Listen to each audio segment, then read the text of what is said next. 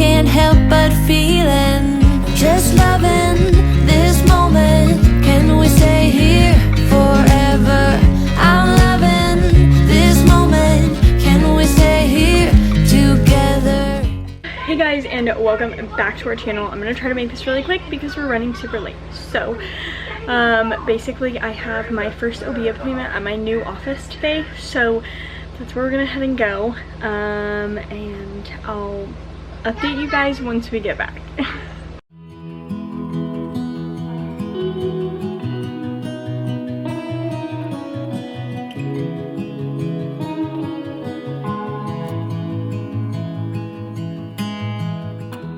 Okay, so I sound really congested right now. Don't ask me why. I think it's just from like our air conditioner. I don't know, maybe it's just because it's changing from winter to spring, so everyone's super congested. No one's like sick though, so I'm confused. But anyways, how did my OB appointment go is the real question, and why everyone's here. So I went in to obviously my new OB's office, and it was literally just like the most amazing like thing ever.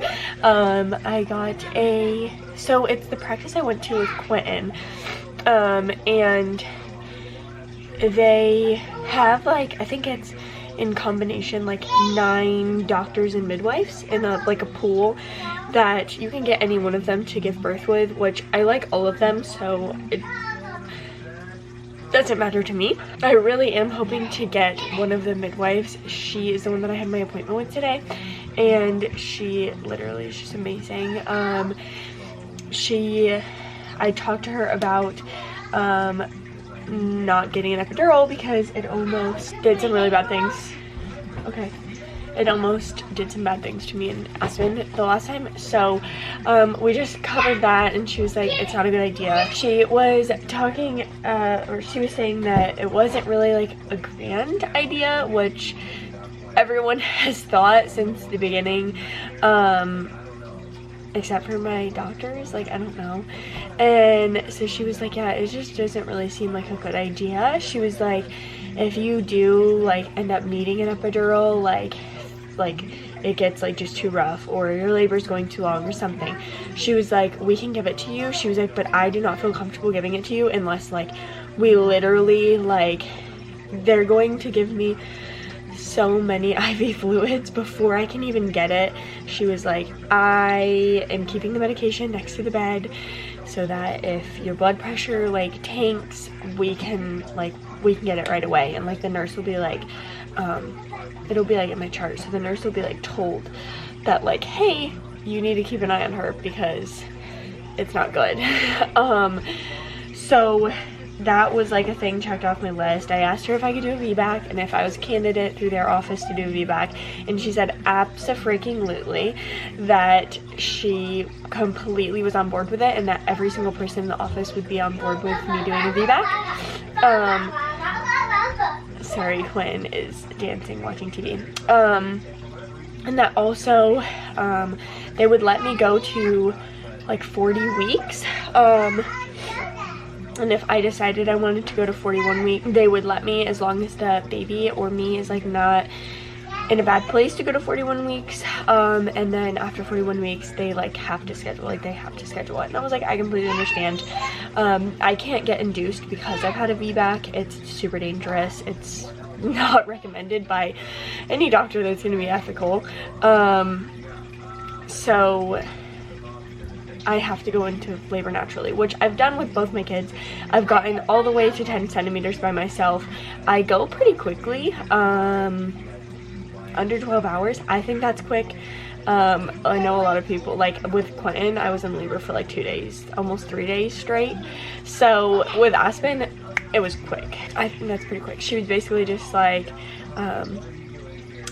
we'll see like what's best for you, baby. Don't mind the pajama baby. We have not changed today because we were not going anywhere because they were with my mom. So I know you're upset. So basically, oh yeah, so I'm having some heart issues, and I have an appointment, like she was like, let's schedule you with the cardiologist. It was really quick. I already scheduled my appointment. we're like all good there. Cardiologist office seems like they're super nice and it should be like a smooth ride, I'm hoping. And then we'll kind of see what the cardiologist says of like what's going on in my heart and what to kind of do for labor and delivery and the rest of my pregnancy, because if I have what I think I have, my mom has it, so does like her whole side of the family, so it can be really dangerous. My mom had to have a surgery to burn a spot in her heart so that she would stop having like SVT. So if you don't know what that is, I'm not the greatest person to explain it. You can look it up though, it's pretty easy to find on Google. But yeah, so we have to go there to meet with them and see what they say about like do I have to get on a medication for the rest of the pregnancy, do I have to be like high risk, all those different questions. Hey, and also we did like an ultrasound and they changed my due date to October 1st. So we'll probably have an end of September baby. I'm putting money on. They also have to keep kind of an eye on the baby. The baby is measuring in the 1st percentile, and she said that she's not really extremely worried about it right now just because they don't have any like prior like measurements of the baby, so that was their first measurement of the baby. So she was like, we'll do the measurement today, and she was like, then for your 20-week scan we'll do measurements there again, and if the measurements are small again, then I'll go to, I think it's called something fetal medicine, I cannot remember off the top of my head. I had to go there with Quentin, I'm pretty sure for like the same reason, but I don't remember. They're super nice there, and they do like a really long ultrasound.